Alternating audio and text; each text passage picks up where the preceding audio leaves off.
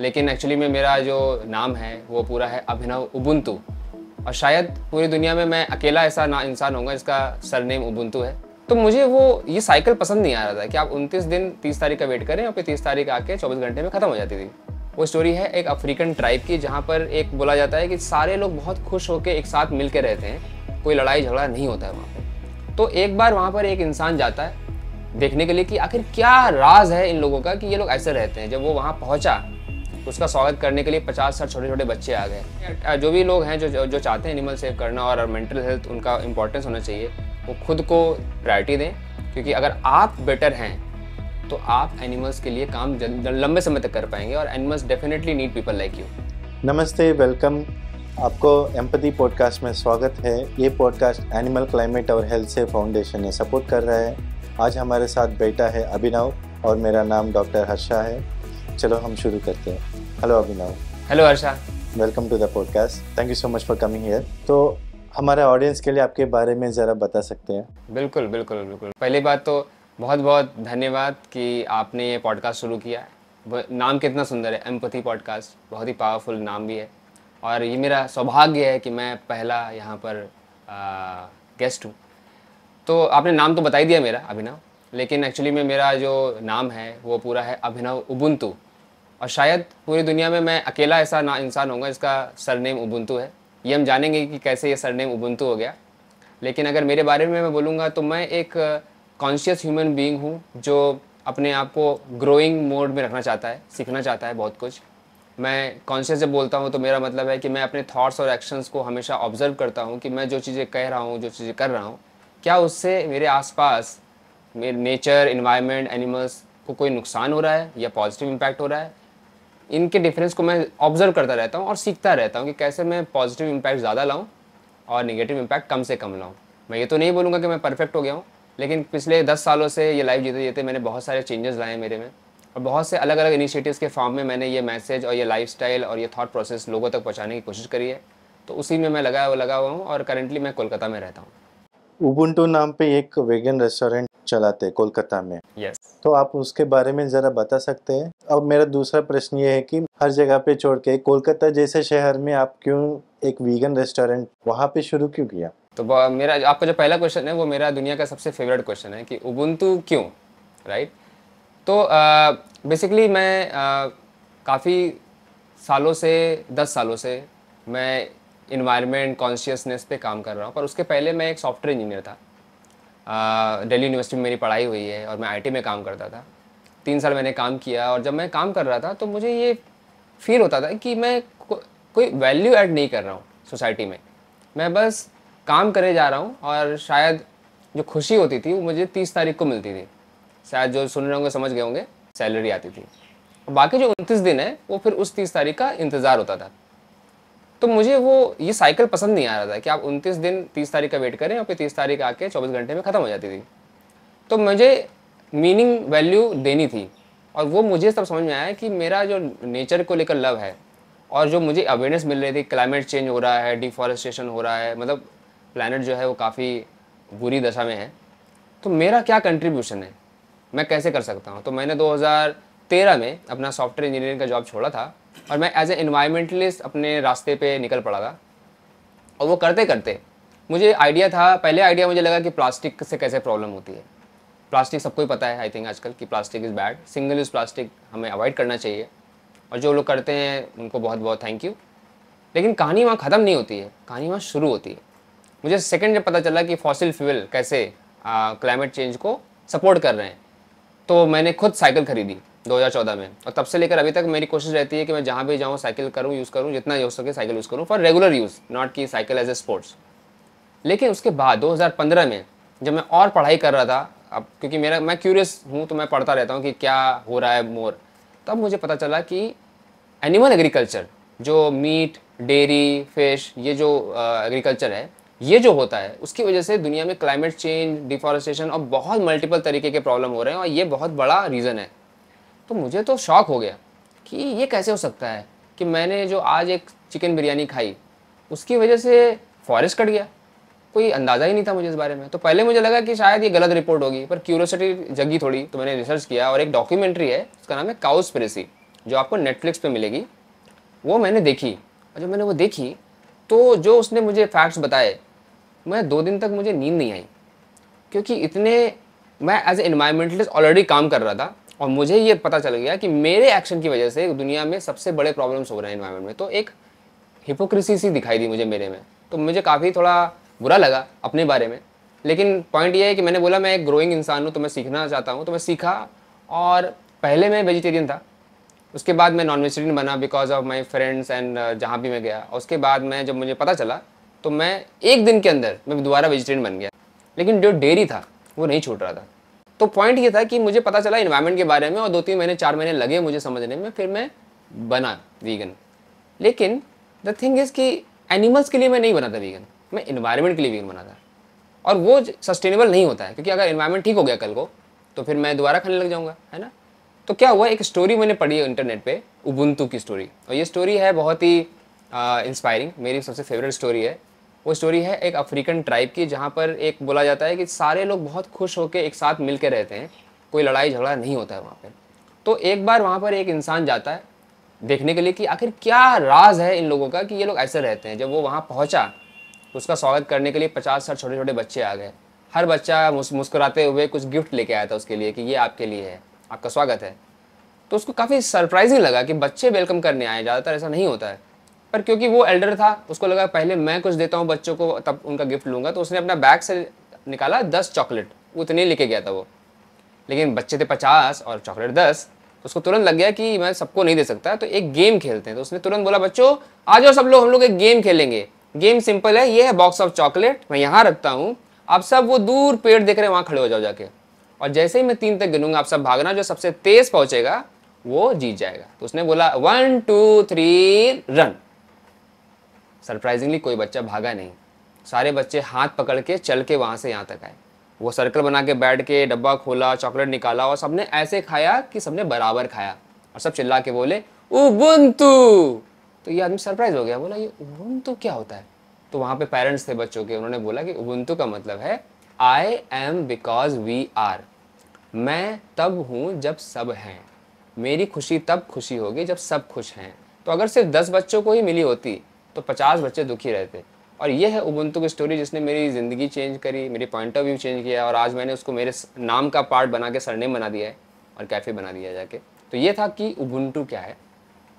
Coming to your second question कि कोलकाता क्यों, तो मैं जब मैंने स्टार्ट की थी मेरी जर्नी एज एनवायरमेंटलिस्ट 2013 में, तो मैं तब बेंगलोर में था, फिर मैं मुंबई में था, फिर मैं चेन्नई में था, फिर मैं पुणे गया, हैदराबाद गया, और लास्टली मैं कलकत्ता में काम कर रहा था। और मैं 2015 से वीगन बन गया था। तो मैं जहाँ भी जाता था वीगन अवेयरनेस करता था, एक्टिविज्म करता था, स्ट्रीट पे जाके लोगों से बातें करता था कि अवेयरनेस कि वीगनिज्म क्या है और क्यों बनना चाहिए।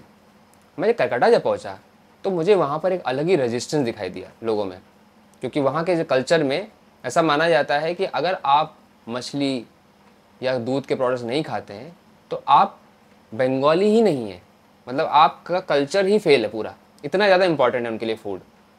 तो मुझे लगा कि यहाँ तो प्रॉब्लम बहुत डीप है, और मेरे अंदर का जो एक्टिविस्ट था उसको लगा कि जहाँ प्रॉब्लम डीप है वहाँ पर आपका सोल्यूशन भी आपको थोड़ा डीप करना पड़ेगा, आपको अपने नेक्स्ट लेवल पे जाना पड़ेगा।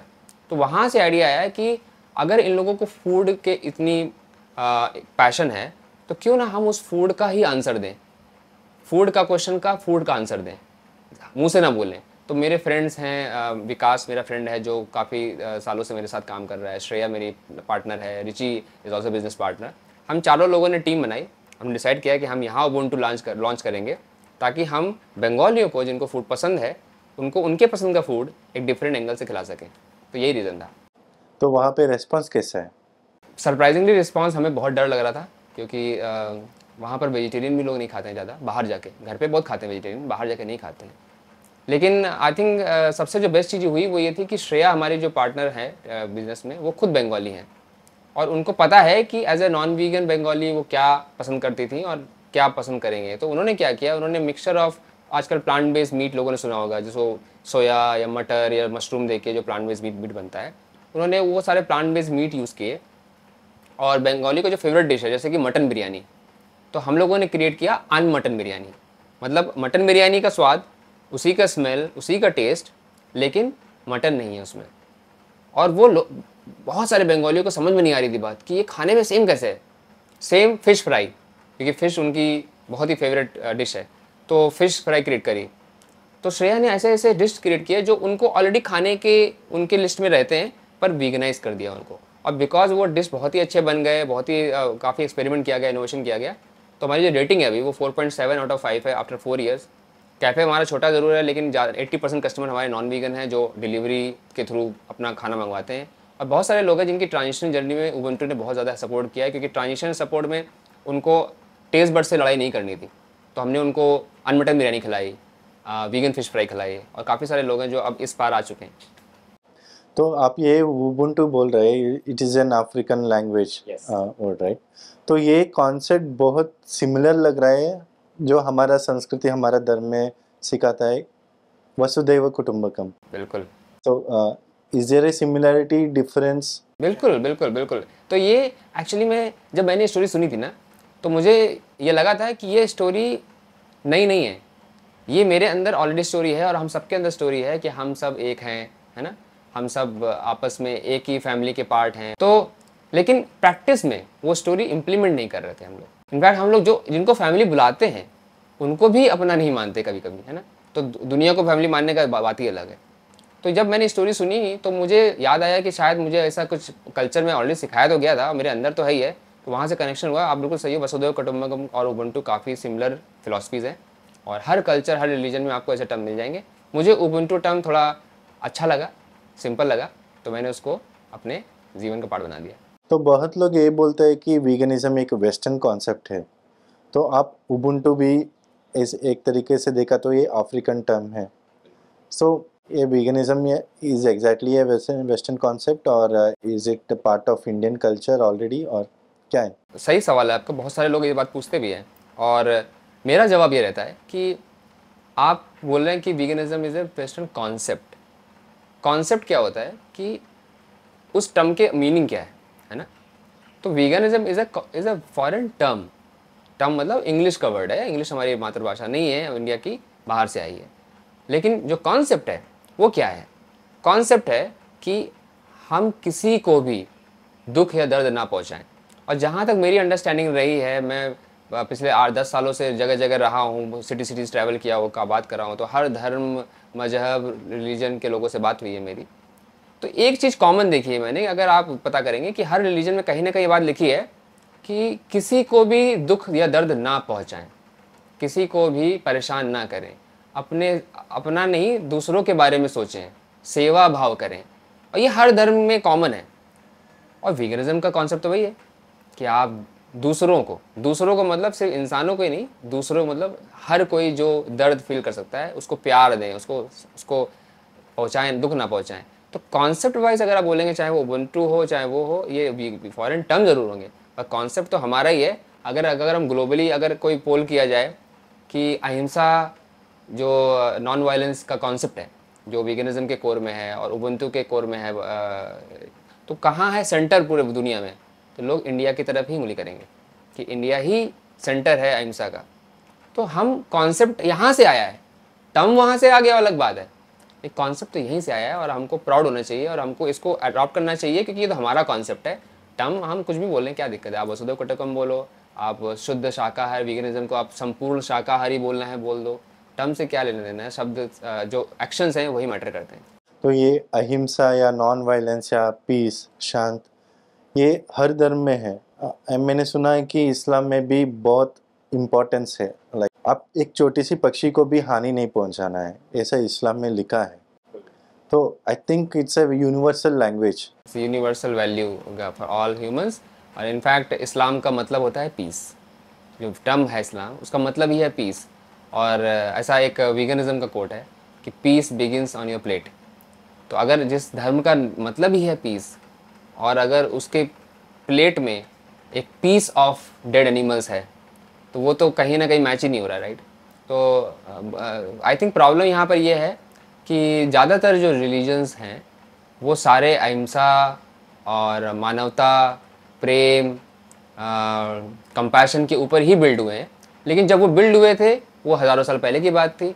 वो जो बुक्स लिखी गई थी या जो कॉन्सेप्ट लिखे गए थे, वो जो आज हमको पता है, वो उसके ब्रोकन कमर्शलाइज्ड, किसी के पर्सनल एजेंडा चाइनीज़ विस्पर के फॉर्म में आते हैं। तो जो समझ आज की है लोगों को वो बहुत दूर हो गई है उस रिलीजन से, जबकि उन सबके कोर में वीगनिज्म का कॉन्सेप्ट बसा हुआ है, टर्म नहीं बसा हुआ, कॉन्सेप्ट बसा हुआ है, जो कि है दूसरों के लिए काम करें, किसी को दुख ना पहुँचाए, दर्द ना पहुँचाएं। ऑल रिलीजन्स से सेम इन डिफरेंट लैंग्वेजेस और मेथड। तो आपको रेस्टोरेंट चलाने में कुछ चैलेंजेस आ रहे हैं? बिल्कुल। तो मैं इन्वायरमेंटलिस्ट था, मेरा कोई भी फील्ड से रिलेशन नहीं था, लेकिन कहीं ना कहीं मुझे प्रॉब्लम स्टेटमेंट दिखाई दी कि ये ऐसा करना है। तो मेरा पहला स्टेप था कि मैं कैसे सीखूं ये करना। तो 2018 में जब मैंने अपना इन्वायरमेंटलिस्ट का जॉब छोड़ा और 19 में मैंने सोचा कि मैं स्टार्ट करूंगा, तो मेरा पहला स्टेप था कि पहले मैं सीखता हूँ, पहले मैं खुद पे काम करता हूँ। तो एक हैदराबाद में एक कैफ़े है, उसका नाम है टेरासन कैफ़े। वहाँ पर मैंने मेरी ट्रेनिंग करी। वहाँ का जो ओनर है धनेश, वो मेरा फ्रेंड बन गया और मैंने उससे बोला, तो मैंने वहाँ पर 3 महीने जाकर ट्रेनिंग करी अलग अलग डिपार्टमेंट्स में, किचन से लेकर सर्विसिंग से लेकर बिलिंग से लेकर कॉफ़ी मेकिंग, बेकिंग, कुकिंग, सब कुछ। तो सीखा मैंने, और सीखने के बाद फिर मैंने सोचा कि अब मुझे बेसिक पता चल गया है, तो लेट मी डू इट। पर अब उसके बाद भी जो चैलेंजेस आए, वो कोविड का चैलेंज आया बीच में। कोविड 2019 में स्टार्ट किया था, 2020 के बाद 1 से 1.5 साल कोविड झेला हमने। बट प्रॉब्लम तो आई थिंक लाइफ का पार्ट है। मैं प्रॉब्लम को देखता हूँ कि जब प्रॉब्लम होती है तो आपको कुछ सीखने को मिलता है वहाँ पे, और ग्रोथ वहाँ पे होती है। कोई problem no growth, lots of problem lots of growth possibilities, right. तो प्रॉब्लम आए हैं लेकिन हमने गिव अप नहीं किया। 4 साल हो चुका है, हम फिर भी हमने पहला कैफ़े बंद करके दूसरा खोला, छोटा खोला, कोविड आया, फिर हमने कुछ किया। How is the response from the locals? Locals ही है हमारे कस्टमर सारे, नॉन वीगन्स ही हमारे कस्टमर्स हैं, और काफ़ी पसंद कर रहे हैं। उनको पसंद आ रहा है कि कैसे खाना उनके लोकल खाने जैसा ही है, वही बिरयानी वैसी मिल रही है, फ़िश फ्राई वैसी मिल रही है, प्रॉन करी वैसी ही मिल रही है, और कैसे वो फिर भी एनिमल क्रुएल्टी नहीं उसमें, या हेल्थ के लिए बेटर है, इन्वायरमेंट के लिए बेटर है। तो very lovely tips. Again I think ये उन लोगों का रिस्पॉन्स प्यार ही है कि हम 4 साल तक अभी भी हैं वहाँ पे। आप अभी बोल रहे हैं कि नॉन वीगन, राइट? तो मेरा सोच ऐसा है कि हर बंदा वीगन है पहले से, तो मैं यूजुअली ये बोलता हूँ कि प्री वीगन है। तो प्री वीगन से प्रो वीगन से vegan, do you agree with that और what are your thoughts? I think आपने बहुत ही वैल्यूएबल और वैलिड पॉइंट निकाला है यहाँ पे, कि हम सब वीगन हैं, क्योंकि वीगनिज्म सोच है ना। और सोच जो हमने अभी डिस्कस करी कि किसी को हार्म ना पहुँचाने की सोच। तो अगर हम रोड पे जाएँ, अभी कैमरा उठा के अगर हम रोड पे निकल जाएँ और 100 लोगों से जाके बस यही क्वेश्चन पूछें कि कितने लोग आप में से किसी भी जानवर या इंसान को हार्म करना चाहते हैं, तो 100 के 100 लोग बोलेंगे नहीं, हम नहीं हार्म करना चाहते हैं, राइट।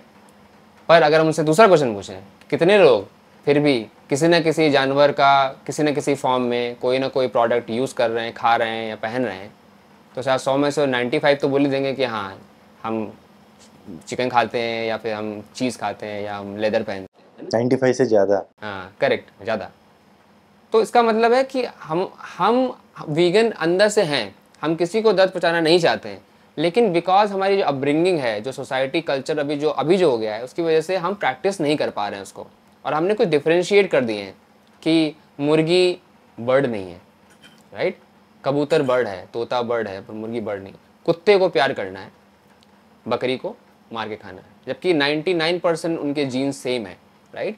तो ये जो डिफरेंस है, ये वीगनिज्म के ऊपर जब आप थोड़ा एक कॉन्शियसनेस ऐड कर देते हो, अपने एक्शंस को देखने लग जाते हो, ऑब्जर्व करने लग जाते हो, तो आप चेंज लाते हो। तो बिल्कुल सही टर्म यूज़ किया आपने कि लोग प्री वीगन होते हैं, और जब वो बात समझ जाते हैं अच्छे तरीके से, तो प्रो वीगन बन जाते हैं, और फिर next step is obviously vegan. तो बहुत सारे लोग जैसे कि अभी हमारा पॉडकास्ट देख रहे हैं, या कोई भी इंसान, अगर उनको ऐसा लग रहा है कि मैं कुछ करना चाहता हूँ जानवरों के लिए, लाइक रोड पे कुत्ते को मार रहा है या मुर्गी को मार के खा रहा है, उनको थोड़ा अवेयरनेस काम करना है या कुछ भी करना है, मैं कहाँ से शुरू करूँ? वाह। तो पहला चीज़ में इम्पॉर्टेंट है, जो कि मैं बोलूँगा कि सबसे इम्पॉर्टेंट है, ये सवाल पूछना कि मैं कहाँ से शुरू करूँ। ज़्यादातर लोग ये सवाल ही नहीं पूछते हैं, इसलिए वो शुरू ही नहीं कर पाते हैं, है ना। उन्होंने इग्नोरेंस को ब्लिस बना दिया है, राइट। तो ये सवाल पूछना ही अपने आप में आधा आंसर हो गया, क्योंकि आंसर तो भरे हुए हैं आसपास आपके, राइट। अब एग्जांपल्स ऑनलाइन में हमें पता है बहुत सारे लोग हैं जो काम कर रहे हैं, आप किसी से भी इंस्पायर हो सकते हो। लेकिन अगर मैं पर्सनली बोलूँगा मेरे लिए आंसर इस जवाब का क्या है कि मैं कहाँ से शुरू करूँ, तो मेरा आंसर है खुद से। क्योंकि गांधी जी ने कोट बोला था, be the change you want to see in the world. मतलब चेंज पहले आप अपने अंदर लाइए, वो अपने आप वर्ल्ड में आ जाएगा। लेकिन कई बार ऐसा होता है कि हम अपने अंदर चेंज लाने में टाइम लगाते हैं, लेकिन दूसरों को चेंज करने के लिए जल्दी चले जाते हैं, और फिर वहाँ पर कहीं ना कहीं ईगो क्लैश, हिपोक्रेसी क्लैश, फिर वो बोलता है कि आप खुद तो अभी चेंज नहीं हुआ, मेरे को चेंज कर रहे हो, और हम उसमें अपने ही कॉज को नुकसान कर देते हैं। तो मेरा मानना है कि पहला स्टेप होना चाहिए बी द चेंज। अपने ऊपर चेंज करिए, अपने आप को ऑब्जर्व करिए कि आप जो अपने लाइफस्टाइल जी रहे हैं, आप जो खाना खा रहे हैं, आप जो कपड़े या पहन रहे हैं, आप जो प्रोडक्ट खरीद रहे हैं, उसमें कितनी क्रूएल्टी हो रही है। थोड़ा सा गूगल करेंगे पता चल जाएगा, है ना। और उसको धीरे धीरे एलिमिनेट करिए, राइट। आप लिस्ट बनाइए और उस लिस्ट में ये देखिए कि कौन से टॉप 5 आइटम हैं जिसके आप एडिक्टेड हैं, ठीक है। तो आप वो 5 आइटम जो एडिक्टेड हैं उनको छोड़ के बाकी सबको एलिमिनेट कर दीजिए। प्रॉब्लम ये होती है कि जब आपको लगता है कि मुझे वीगन जाना है, तो आपको सीधे दिखाई देता है मेरा एडिक्शन है, मुझे वो छोड़ना पड़ेगा। लेकिन थिंग ये है कि आप 10 चीज़ें खा रहे हैं पर एडिक्टेड आप 5 से ही हैं, 5 से नहीं है। अगर वो 5 आप आज एलिमिनेट कर देंगे तो आप ऑलरेडी 50% जीत गए। आपने ऑलरेडी 50% अपने लाइफ से क्वालिटी हटा दी है, और जब आप वो हटा देंगे तो आपको एक कॉन्फिडेंस आएगा कि चलो मैंने जो हटा दिया। फिर नेक्स्ट इज जो 5वें से 5th नंबर पे है, फिर 4th नंबर पे, फिर 3rd नंबर पे, ऐसे करके if you take step by step, तो विद इन मंथ और 2 मंथ और 3 month you will be able to remove all the animal products from you and then build awareness on that. And second thing is that once you change yourself, then there are lot of ways to bring change in the world, but I will say you ask yourself that how can I do it, and the answer will come from your own skills. For example, मैं एक music enthusiast हूँ, मैं खुद एक singer हूँ और writer हूँ।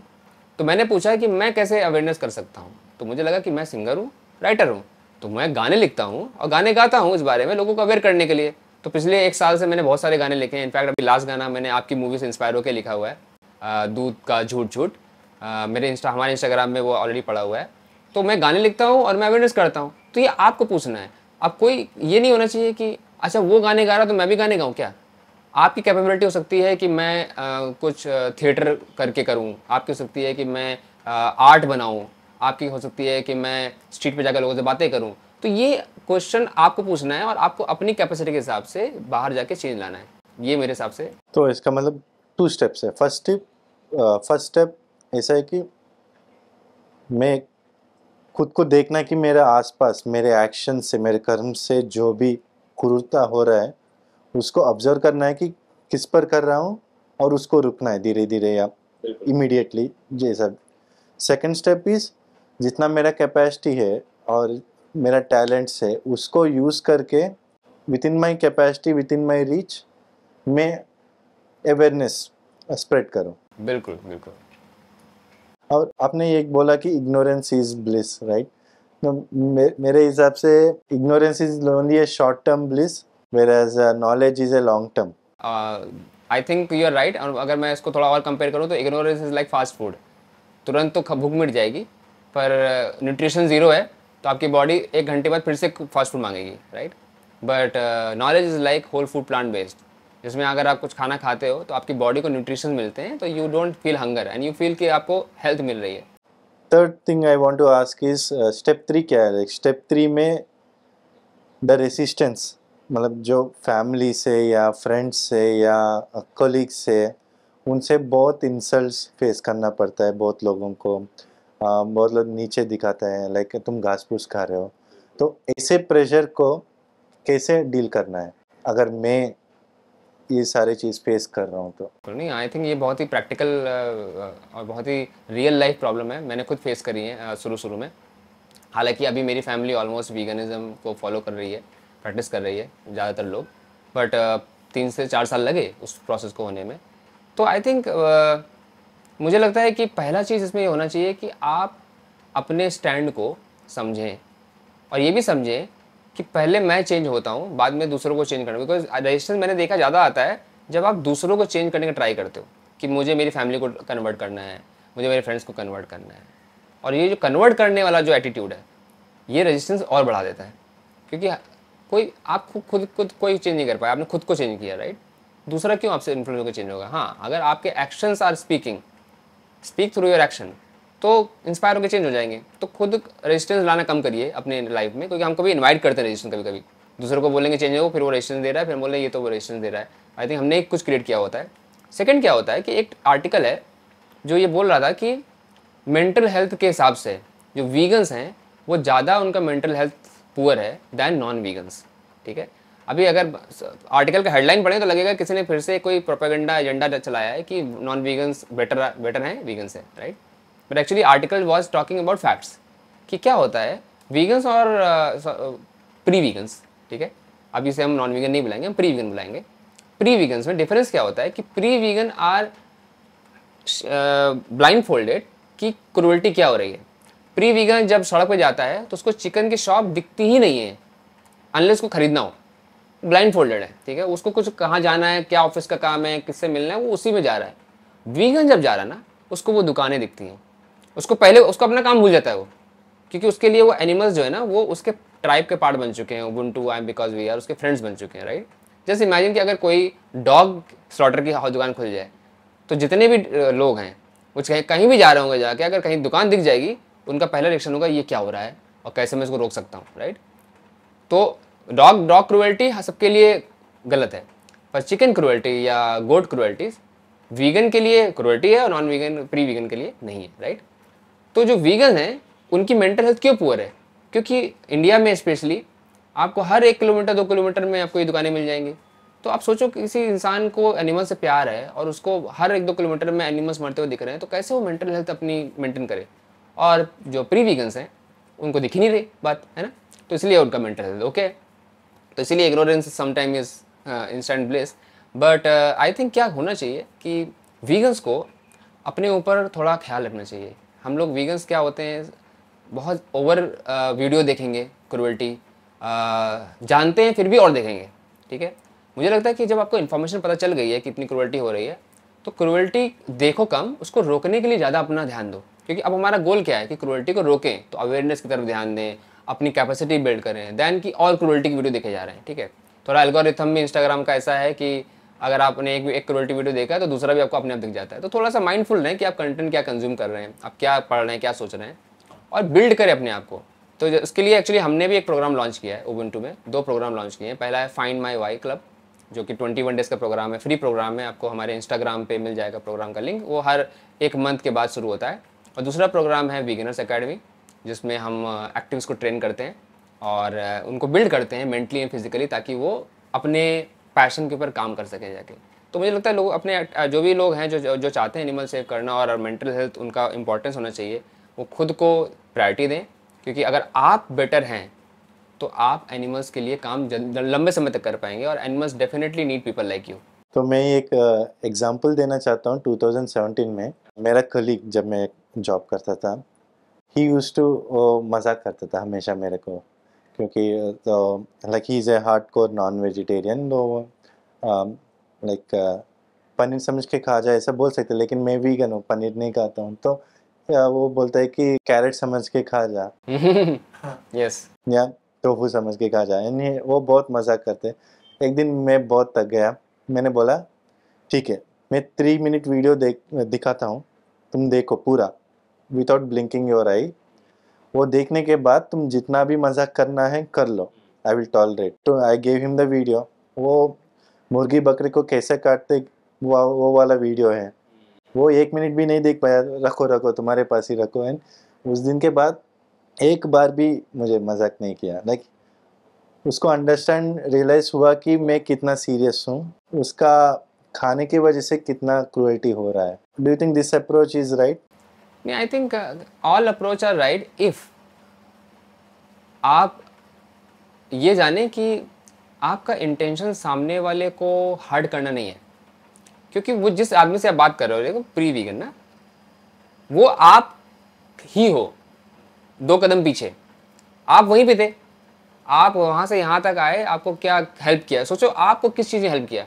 क्या आपको किसी ने अगर ऐसा ज़बरदस्ती ये देख वीडियो, ये देखेगा, देखना ही पड़ेगा, अगर वो अप्रोच लगाया होता तो क्या आप चेंज होते? एक्चुअली 2009 उस टाइम में मैं मेरा वेजिटेरियन दोस्तों को ऐसे ही मजाक करता था। हाँ वही तो हम प्री वीगन हम भी थे, है ना, क्योंकि सास भी कभी बहू थी, तो क्योंकि वीगन भी कभी प्री वीगन था, है ना।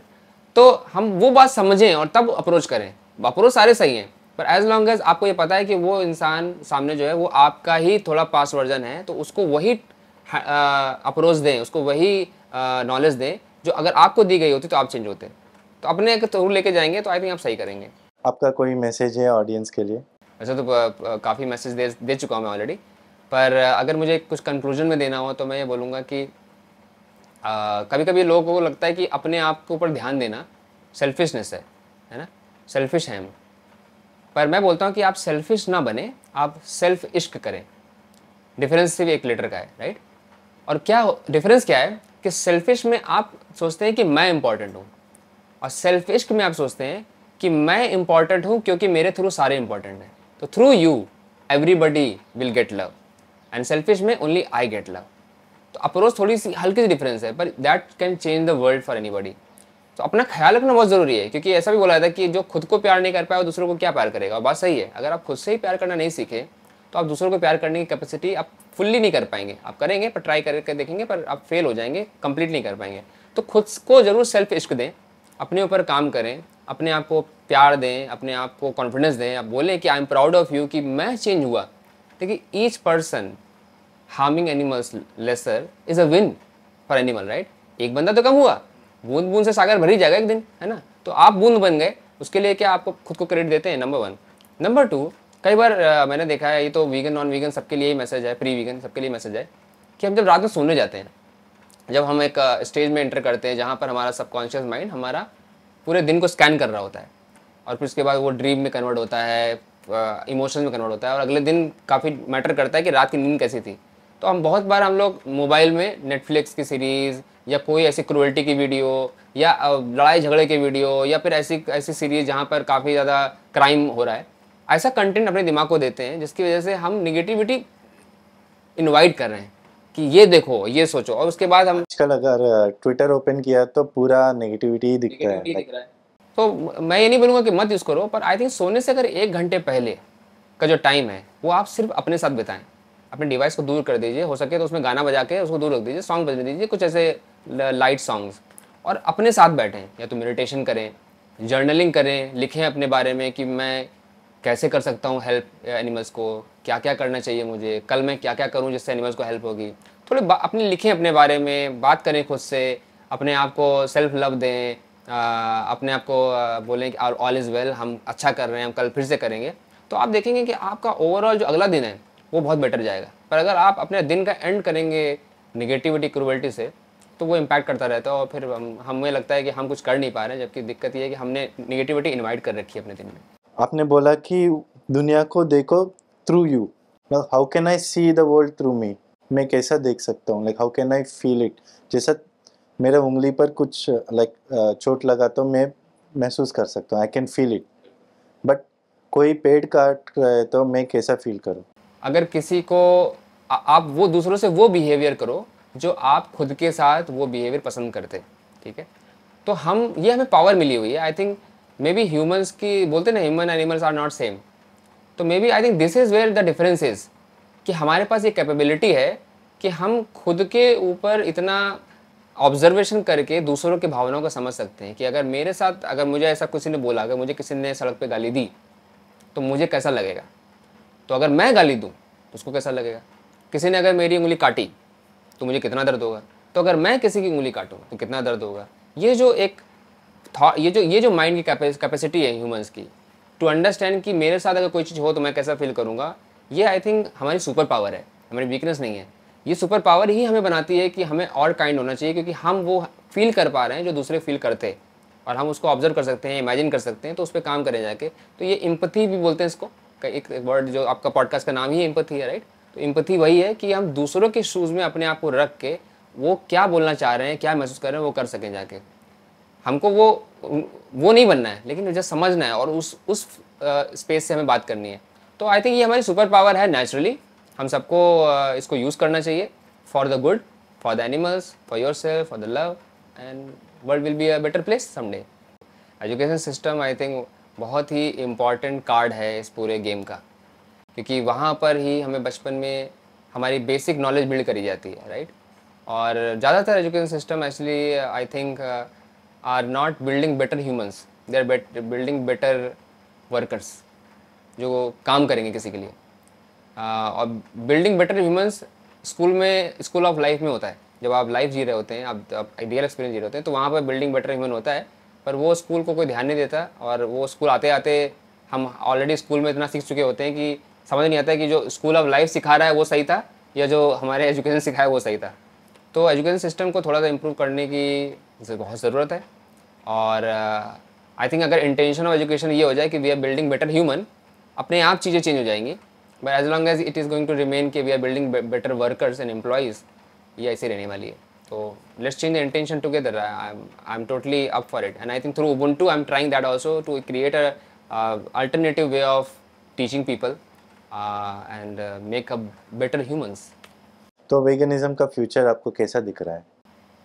मुझे लगता है वीगनिज्म का फ्यूचर नहीं है, वीगनिज्म फ्यूचर है। Not even that veganism present है, नॉट इवन दैट वीगनिज्म ही पास्ट है। क्योंकि वीगनिज्म का जो कॉन्सेप्ट उन्होंने डिस्कस किया है वो है किसी को भी दुख या दर्द ना पहुंचाना ही वीगनिज्म है। और ये पास्ट में भी लिखी हुई बातें हैं, ये प्रेजेंट में भी लिखी हुई बातें हैं, एंड फ्यूचर में भी यही लिखा हुआ बातें हैं। क्योंकि एज लॉन्ग एज कोई भी इंसान जिंदा रहेगा प्लेनेट पे, उसकी मेन कोर वैल्यू रहेगी दया, करुणा, कंपैशन, राइट। ये कोर वैल्यू है हमारी। बचपन में पैदा होते हैं हम, तो अगर हमें एक चाकू दिया जाए और एक जानवर दिया जाए और एक सेब दिया जाए, तो शायद हम सेब को ही चाकू से काटेंगे, जानवरों को नहीं मारेंगे बिना कोई सिखाए हुए, राइट। क्योंकि वो अंदर है कंपैशन हमारे। तो मुझे लगता है veganism is beyond future, present, past. ये हमारे अंदर हमेशा से रहा है। प्री वीगन और प्रो वीगन और वीगन के बीच की बस जर्नी है थोड़ी बहुत, जो हम लोग को कवर करनी है एज अ ह्यूमन। और जितनी जल्दी कवर हो जाएगी उतनी जल्दी हम लोग as a together we can create kinder world for all. और प्लीज़ ध्यान दीजिए कि ये कोई पर्सनल एजेंडा नहीं है किसी के लिए, ये एजेंडा है हम सबको साथ में लाने का। तो जब हम सोचेंगे दूसरों के बारे में, एनिमल्स के बारे में, तो ये ईजी होगा करना। Thank you very much. Thank you so much Harsha, you are doing amazing job and I am so proud of you. आपकी डॉक्यूमेंट्री बहुत पावरफुल है, बहुत चेंजेस लेके आ रही है। Looking forward to have more documentaries from you also. Thank you दोस्तों, ये एम्पैथी पॉडकास्ट का पहला एपिसोड है। आपको ये पॉडकास्ट सुनने के लिए बहुत बहुत धन्यवाद। अगर आपको ये एपिसोड पसंद आया तो आप ज़रूर लाइक, कमेंट, शेयर, सब्सक्राइब कर सकते हैं। और अभिनव से कम्युनिकेट करना चाहते हैं तो उनके सारा सोशल मीडिया लिंक्स हम नीचे कमेंट्स में डालेंगे। अगर आप अभिनव उबुंटू जैसे और कोई इंसान, आपकी फेवरेट इंसान कोई भी आपको यहाँ पे देखना चाहते हैं तो उनका नाम आप कमेंट में डाल सकते हैं। हम ज़रूर इनवाइट करेंगे और उनकी स्टोरी आपके सामने लेकर आएंगे। Thank you very much.